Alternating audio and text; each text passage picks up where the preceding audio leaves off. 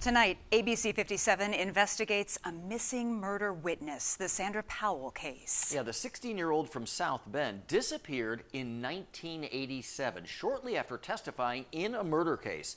And police at first thought she was a runaway. Here's ABC 57 investigative reporter Kevin Wormold.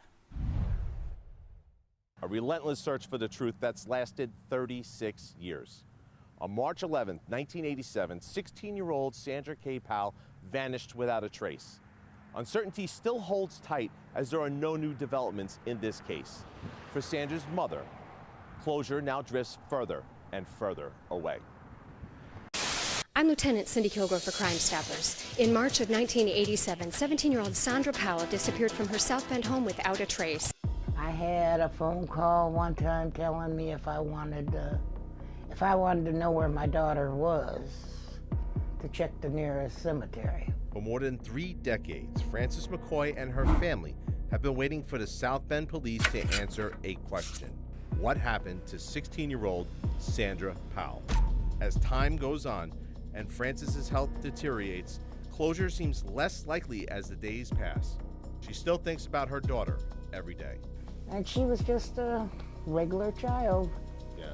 You know, she got herself, she'd have her days where she'd be getting in trouble. Then other times she was just as sweet as she could be. Sandra's younger sister, Barbara, just 13 at the time, is still heartbroken. I miss her so much. She was my protector. She always used to just be there when I needed her, and I just miss her a lot. Sandra Powell disappeared on March 11th, 1987, never to be seen again. On that day, she needed a ride to a doctor's appointment, so she called her older half-sister, Tammy Weatherspoon. Tammy would not do an on-camera interview, but confirms she gave Sandra a ride, possibly to a doctor's appointment. She says Sandra had just found out she was pregnant. Tammy tells me they also went to a family friend's house for dinner. And then she dropped Sandra off at her Camden Street home in South Bend at 9 p.m. Sandra's mom, Frances, worked 2 jobs back in '87, and on that evening, she was working late.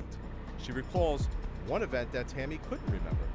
Tammy bringing Sandra by her job earlier that day. Tammy brought her by her Chiswick's to see me because she wanted money for some pictures she had taken, and that was the last time I seen her.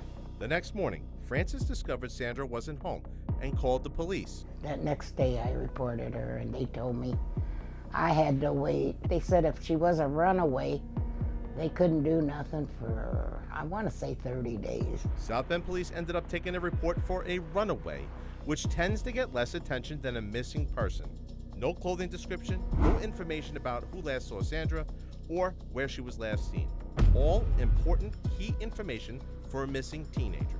And according to Frances, the case stayed designated as a runaway for approximately 15 years before it was changed to an endangered missing person. Current South Bend Detective Commander Jason Biggs verified the lack of details in the initial report.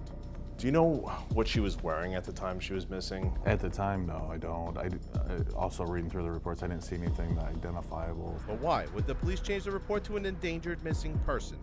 It starts here at 1233 West Washington Street on June 8, 1986. Frances, Sandra's mother, tells us she hit the floor to take cover as she witnessed her friend get murdered in a drive-by shooting. Sandra's friend, Wayne Mack, was shot 3 times. He would later be pronounced dead at Memorial Hospital. Police interviewed Sandra and other eyewitnesses, and that led to the arrest of 2 brothers, Bobby and Donald Peck. And Sandra testifying in court, she immediately started getting threats, one time in front of her mother in the courthouse. We had to pass this room, and the boys said, you better know what you're talking about when you get in court, or else. And that was all that was said. Sandra's friend, Lorraine McElveen, also remembers Sandra telling her about the threats. She was very scared about testifying. We had conversations. She felt like people were threatening her. She had got a couple phone calls telling her not to testify. In September 1986, Bobby Peck was found guilty of murder and sentenced to 60 years in prison.